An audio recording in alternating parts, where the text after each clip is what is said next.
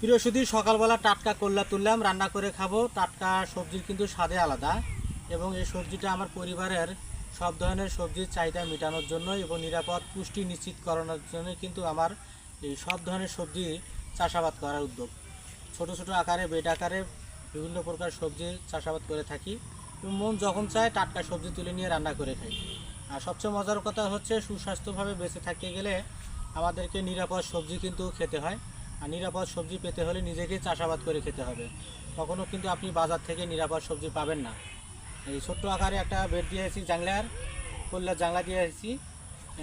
যদিও ঝড়ের কবলে কিন্তু আমার জাংলাটা নষ্ট হয়ে গেছে, একটু আহত হয়েছে, তারপরেও মাঝে মধ্যে কল্লা পাওয়া যায়। গাছগুলো এখনও নষ্ট করে নিই এবং কল্লা তুলে নিয়ে যাচ্ছি এবং রান্না করে খাবো।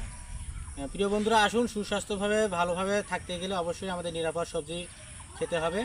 আমাদের পরিবারটা যেন ছোট হাসপাতাল না হয়। ভিডিওটা কেমন লাগলো অবশ্যই জানাবেন। আর ভালো ভিডিও দেখি, ভালো কিছু শিখি। সবাইকে ধন্যবাদ।